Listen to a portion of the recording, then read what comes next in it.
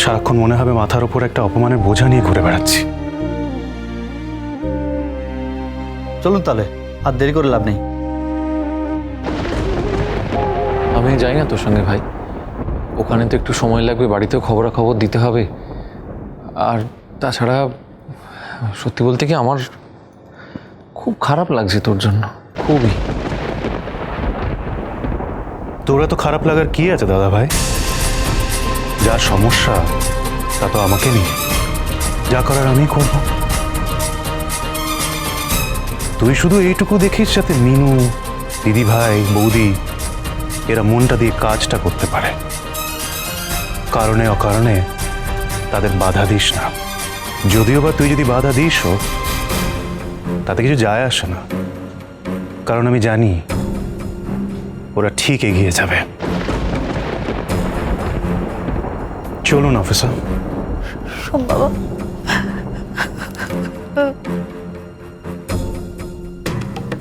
কি এবার তোমাদের সবার বিশ্বাস হলো তো যে ম্যানেজার বাবু দোষী নয়? কি হলো কাম্বি, কিছু বলবে না তুমি? नहीं हामी तो कुछ भी সেরকম। হ্যাঁ, কুচবি। কেউ যদি কোনো দোষ করে তাহলে এভাবে মাথা উঁচু করে থানায় যেতে পারে? তোমরা যা চেয়েছিলে তাই তো হয়েছে। যাও, সবাই নিজেদের কাজে যাও প্লিজ।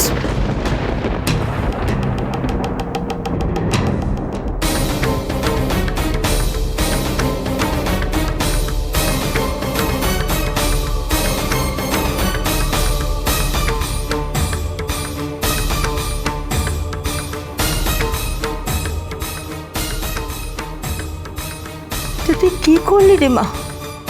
এটা তুই কি করলি? একবারের জন্য ছেলেটাকে আটকালি না, যখন তুই সব থেকে ভালো জানিস যে ও নির্দোষ। ছেলেটা সৎ দেখে মাথা উঁচু করে থানায় গেল, কিন্তু মনে মনে অভিমান করবে রে মা। আমি বুঝতে পেরেছি অভিমান করবে। ভাববে মিনু আমার পাশে থাকলো না, মিনু একবারের জন্য বললো না তুমি যেও না, তুমি কোনো অন্যায় করোনি। ওর অভিমানটা কি করে ভাঙাবি বলতো মা? কি করে ভাঙাবি?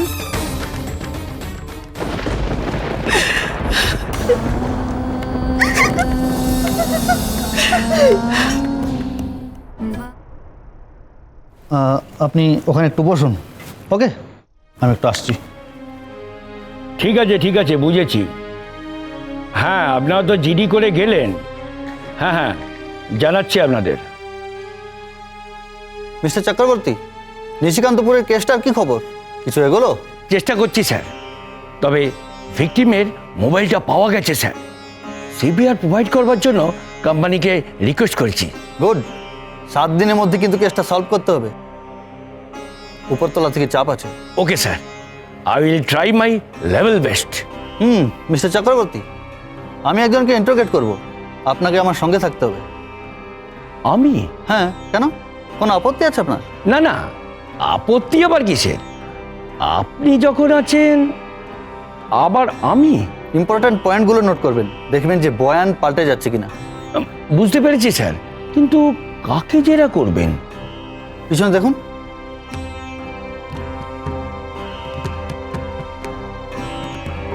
উনি কি ব্যাপার স্যার, একটু বলবেন? সেটা আমিও ঠিক বুঝতে পারছি না। আমি তো ক্লিন চিট ওনাকে দিয়ে দিয়েছিলাম, তারপরে উনি স্টেটমেন্ট রেকর্ড করাতে চান।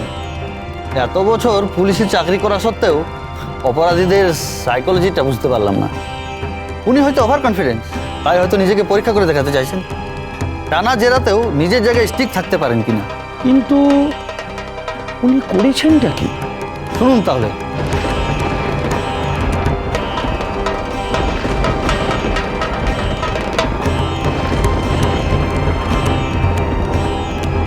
মিনু তো আমায় আটকানোর চেষ্টা করলো না একবারও। বললো না তো যেতে হবে না তোমায় থানায়। আমি তো জানি তুমি নির্দোষ।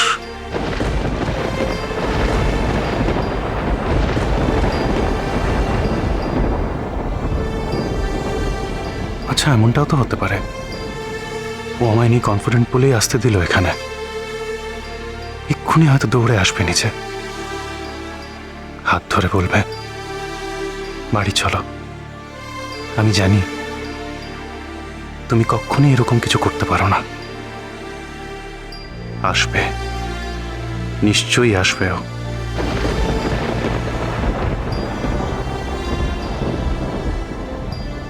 বড়মা, বড়মা, আমি তো চিরকালই সব অন্যায়ের বিরুদ্ধে রুখে এসেছি, কোনোদিনও কোনো অন্যায়কে প্রশ্রয় দিইনি। আজ যদি আমি আমার স্বামী বলে আমি ওকে বাধা দিতাম, তাহলে তো সবাই আমার দিকে আঙুল তুলতো। আমি যে নিজের কাছে নিজে ছোট হয়ে যেতাম। কিন্তু তুই তো ভালো করে জানিস মা, ও কিচ্ছু করেনি, করতে পারে না। তাহলে মিনু, তুই একটা বড় ভুল করলি। অন্তত একটা বার তোর আটকানো উচিত ছিল সোমকে। আচ্ছা দিদিভাই, দিদিভাই তোমাদের কি মনে হয়? আমার মনে ওকে নিয়ে সন্দেহ আছে। আমি জানি না যে ও নির্দোষ। বলো না, কি মনে হয়? আমি খুব ভালো করে জানি ও এরকম কোনো কাজ করতেই পারে না, কিন্তু আমাদের বিশ্বাসে কি এসে যায়? আমি তো চেয়েছিলাম, আমি চেয়েছিলাম আইনের কাছেও নির্দোষ প্রমাণিত হোক। ও মাথা উঁচু করে চলুক, যেমনটা ও চিরকাল ধরে চলে এসেছে। শুধু এটার জন্য ছেলেটাকে এতটা কষ্ট পেতে হবে রে বেনু? ওখানে ছেলেটাকে কি জিজ্ঞাসা করবে, কি করবে, কখন ফিরবে, কিচ্ছু তো আমরা জানি না। আমাদের একটা কথা মনে রাখতে হবে যে সোম কিন্তু বারবার বলছিল এই ঘটনাটার পেছনে কারোর একটা হাত আছে, আর সেটা কে আমরা সেটা ঠিক সময় জানতে পারবো। আমি থানায় যাচ্ছি, আমি অফিসারের সাথে কথা বলবো। আমি ওর সম্মান কিছুতে নষ্ট হতে দেব না। বড় মা, দিদিভাই, আমি আসছি। কোথায় যাচ্ছিস? থানায়। না না, ওখানে যাস না। কেন? কেন যাবে না? না না না, বুঝতে পারছো না, থানায় মেয়েদের যাওয়াটা ভালো দেখায় না। মেয়েদের ঠিক আর কি কি করা ভালো দেখায় না দাদা ভাই? মানে মেয়েদের বাড়ির বাইরে বেরিয়ে কাজ করাটা ভালো দেখায় না, নিজেদের চেষ্টায় স্বাবলম্বী হওয়াটা ভালো দেখায় না, স্বামী বিপদে পড়লে তার পাশে দাঁড়ানোটা ভালো দেখায় না। তাহলে কি ভালো দেখায়? না না না না, মিনু, তুই ভুল বুঝছিস আমাকে। আমি সেই কথাটা বলিনি। তাহলে কি বলতে চাইছো? আমি বলতে চাইছি কি, দেখ, থানা এমন একটা জায়গা, সেখানে চোর ছ্যাঁচোর গুন্ডা বদমাইশ। তুই একজন শিল্পী মানুষ, নরম মনের মানুষ, তোর যাওয়াটা সেখানে ভালো দেখায় না। আর কি জানিস তো, তুই যাবি, তোকে পুলিশ বারবার জেরা করবে, ওই একই কথা তুই বলবি, আর তোর কথার প্যাঁচেই তোকে ফেলে কনফিউজ করে এমন একটা জিনিস তৈরি করবে যাতে সোম দোষী সাব্যস্ত হয়। তুই যাস না, ব্যাপারটা উল্টো দিকে চলে যাবে, ভালো হবে না সোমের। শোনো, আমি বলছি তোমরা সবাই বাড়ি যাও, আমি থানায় যাচ্ছি। Thank you for your suggestion, but Minu ওখানে যাবে। তুমি মাকে নিয়ে বাড়ি যাও। কেন জেদাদিজি করছিস? আচ্ছা, কোর্ট কাছারি থানা এটা ছেলেদের কাজ, মেয়েদের কাজ নয়। বড় মা, আমি যেটা বলছি সেটাই হবে। বাবু যাবে থানায়, এটা নিয়ে আর কোনো কথা হবে না।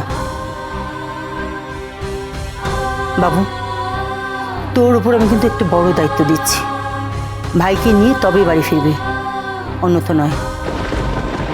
তুমি চিন্তা করো না মা, আমি যা যা করেছি আগে ভুলটা তো বুঝতে পেরেছি, সেজন্যই তো বাড়ি ফিরে এলাম।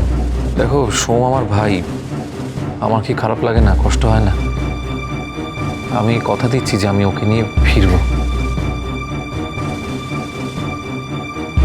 আসছি। সাবধানে যাস। হ্যাঁ হ্যাঁ, নিশ্চয়ই। এবার শুরু আমার খেলা।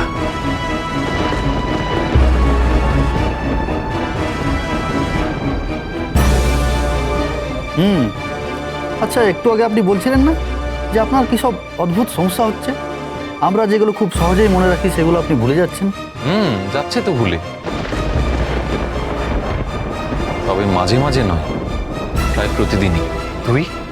আমি যাই ঘরে গিয়ে আলমারি থেকে কিছু টাকা বের করে রাখি। টাকা কেন? জানি না, যদি দরকার হয়।